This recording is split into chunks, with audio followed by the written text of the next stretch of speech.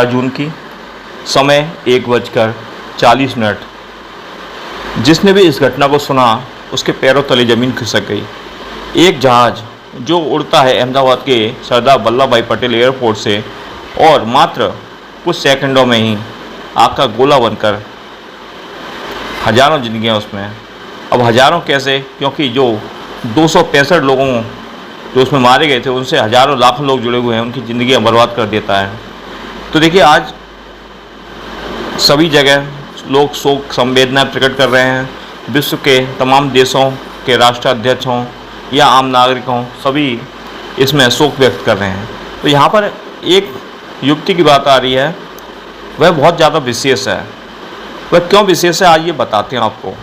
इस लड़की का नाम है पायल, और बता दें, यह पायल प्रथम बार जहाज़ में बैठ रही थी। तो आप कहेंगे ऐसा तो अनेक लोग थे जो पहली बार जहाज़ में बैठ रहे थे। वह दुल्हन भी थी जो पहली बार अपने ससुराल जा रही थी, या अथवा वह इंदौर की युवती भी थी जो बेंगलोर में नौकरी करती थी और अपना जन्मदिन मनाने 15 जून को उसके पति का जन्मदिन था, मनाने लंदन जा रही थी। पर पायल क्यों इम्पोर्टेंट है, देखिए पायल, इसका पूरा नाम पायल खटीक है और इसके पिता का नाम सुरेश खटीक है। और इसके पिता जो सुरेश खटीक हैं वह अहमदाबाद में लोडिंग ऑटो चलाते हैं बैटरी वाला, और उससे परिवार का भरण पोषण करते हैं। उनका एक ही सपना था कि उनकी बेटी पढ़ लिख कर उनका नाम रोशन करे और उनका जो गरीबी का जीवन है उसे दूर करे। अब बेटी मरते मरते गरीबी का जीवन तो दूर कर गई, पर ऐसे पैसे किस काम के। अगर उसके वह मारी गई और वह 50 करोड़ या 100 करोड़ भी उसे दे दिया है उसके परिवार को, तो वह भी उसके किसी काम के नहीं है। जबकि अगर वह जीवित रहती और मात्र 10,000 रुपये उसे महीने देती रहती अपने पिता को, तो जो उस रकम को देखकर जो पिता गौरवान्वित होते हैं। तो सुरेश खटीक हैं, जो इस लड़की पायल खटीक के पिता हैं, वह अहमदाबाद में ऑटो चलाते हैं और वहाँ से गुजर बसर करते हैं। वह अपनी बेटी को पहली बार जो एयर इंडिया का विमान था इसमें बैठाने आए थे 787, और बड़े ही खुश थे कि उनके परिवार से, उनके ख़ानदान से पहली बार कोई हवाई जहाज़ में बैठ रहा है। इसी खुशी के मद में वह अंदर ही अंदर खुश हो रहे थे। चलो वह ना बैठ सके, वह आगे चल के कभी जहाज़ में बैठेंगे। आज उनकी बेटी लंदन जा रही है, वहाँ से पैसे कमा के भेजेगी और धीरे धीरे उनका जीवन स्तर भी ऊंचा उठेगा। पर किसी को नहीं मालूम था यह किस प्रकार घटना घटित हुई। हज़ारों उन डॉक्टर्स को भी नहीं मालूम था, जो हज़ारों इसलिए शब्द बार बार बोला जाता है क्योंकि एक व्यक्ति से एक आदमी न जुड़ के हज़ारों लाखों लोग जुड़े रहते हैं। एक डॉक्टर अलग अलग शहरों में जाकर न जाने कितने लोगों की जान बचाता, कितना बड़ा सर्जन, कितना बड़ा डॉक्टर बनता हुआ है। और उसके माता पिता का कैसे कैसे सपना पूरा करने के लिए आए थे। कुछ इसमें सामान्य वर्ग के व गरीब छात्र भी थे जो बिना किसी स्कॉलरशिप के पढ़ते हैं और जिनके माता पिता पेट काट काट करके उन्हें पढ़ाते हैं और बड़ी मुश्किल से उनका नंबर आता है नीट की परीक्षा पास करने के उपरांत। तो वह लोग भी थे इसमें। और एक तो आकाश था जिसकी उम्र मात्र 15 वर्ष थी। उस आकाश का भी कोई दोष नहीं था, वह तो उस हवाई जहाज़ में बैठा भी नहीं था। ना ही उसकी माता ने कभी ये सपने देखे थे कि उसका बेटा हवाई जहाज़ में बैठेगा। पर देखिए उसको किस प्रकार से उसकी दुर्घटना में मौत लिखी थी कि जो आकाश, जिसका नाम ही आकाश है, उसके संग क्या होता है कि वह उसकी माँ को खाना देने के लिए, उसकी माँ थी जो हॉस्टल के पास उसका एक ठेला था, ठेले पर कुछ सामान बेचती थी जिससे उसके परिवार का गुजारा होता था।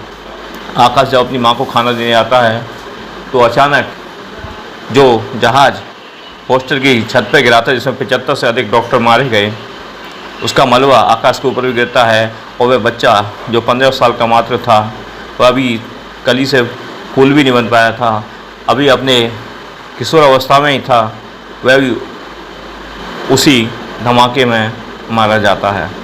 तो देखिए अनेक मारे गए। पायल खटीक जो कि प्रथम बार हवाई जहाज़ में बैठ रही थी, वह उसका अंतिम सफ़र हुआ। तो देखिए सरकार को ये आवश्यक है कि इसकी गंभीरता से जांच हो कि आखिर जो इतने वरिष्ठ पायलट थे उनसे कैसे इस प्रकार की गलती होती है।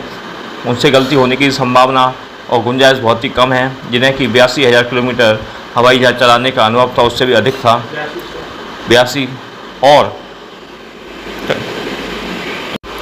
और यहाँ पर उस दृश्य को देखकर भी आदमी की आंखें नम हो जाती जब जिसमें देखते हैं कि एक जो लड़की थी जिसकी शादी हुई थी, प्रथम बार अपनी ससुराल जा रही थी, उसके माता पिता उसे विदा करने के लिए एयरपोर्ट पर आए थे, तो वह उसकी पहली और आखिरी विदाई बन गई।